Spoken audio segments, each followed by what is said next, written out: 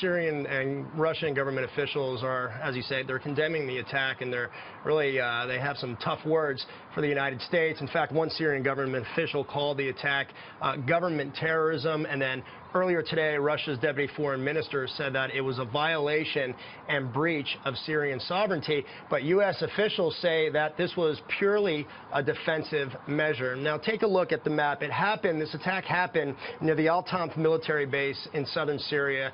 It's very close to the borders of Jordan and Iraq. Now, officials say the airstrike was carried out on a pro-Syrian government militia convoy that was heading towards the base. It's shared by both U.S. forces and U.S.-backed Syrian rebels that have been fighting ISIS. Well, the convoy, according to military leaders, did not respond to the warnings, so that's when the attack happened. This is the first attack, Julie, on pro-Syrian government forces, so it's a significant development. But that said, the Secretary of Defense said this is not about increasing our role in the Syrian civil war, but defending our troops. Fox News has now confirmed that the United States has launched a strike in the south of Syria.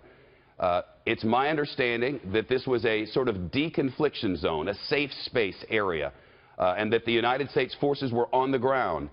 Syrian forces there as well had entered this sort of safe space area, and United States forces on the ground wanted them to leave. Warning shots fired. They did not leave. And as the story goes to us at this moment, 1:34 p.m. Eastern Time in New York, as the story goes to us, airstrikes were then called in, and coalition forces dropped ordnance of some sort on this de-confliction zone. This is not a change in policy toward the Syrian civil war, which has left hundreds of thousands dead, a murderous dictator still in charge, and after more than 7 years of civil war, hundreds upon hundreds of thousands of people dead, a refugee crisis beyond imagination, and a very tenuous set of circumstances. As the Russians and the Iranians back the Syrian regime, the United States backs rebels who were fighting against it. Now where are we? Let's get straight to Jennifer Griffin, our national security correspondent, live for us at the Pentagon, who broke this news for us. Jennifer, what have you learned?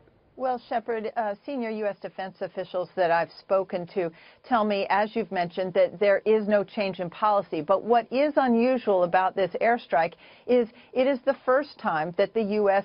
has called in an airstrike against pro-Assad regime forces.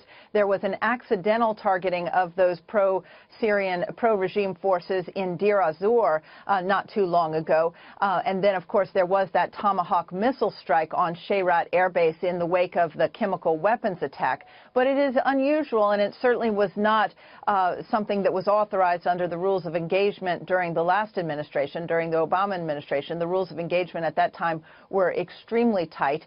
We have been hearing about a loosening of those rules of engagement and sending some of the authority for those airstrikes back down into the field to local commanders, and that is really what we are seeing today. We don't have all the details, but we can confirm that U.S. warplanes saw pro-Assad regime forces moving into an area known as a de-confliction zone around the town of al-Tanf.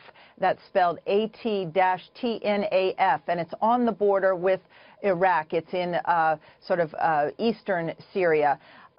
What is notable right now is that it is clear that the U.S.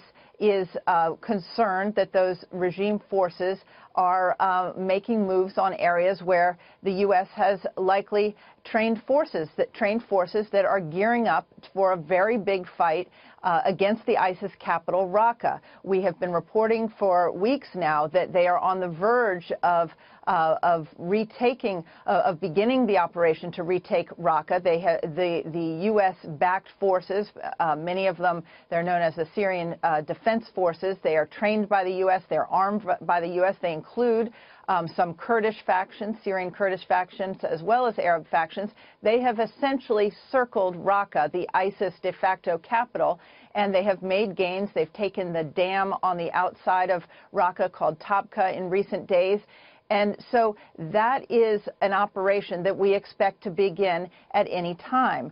And we also expect to hear from the Defense Secretary, Jim Mattis, and his chairman of the Joint Chiefs, Joe Dunford, General Joe Dunford, tomorrow here in the Pentagon press briefing room. And it's only the second press conference that Defense Secretary Mattis has held since he has taken up his job here at the Pentagon, and we were expecting to hear about the strategy to fight ISIS and also the way ahead in Afghanistan. So that press conference was slated for tomorrow, and certainly all eyes are on NATO and the NATO coalition as President Trump begins his journey tomorrow to the Middle East and then onward to meet with NATO allies in Rome.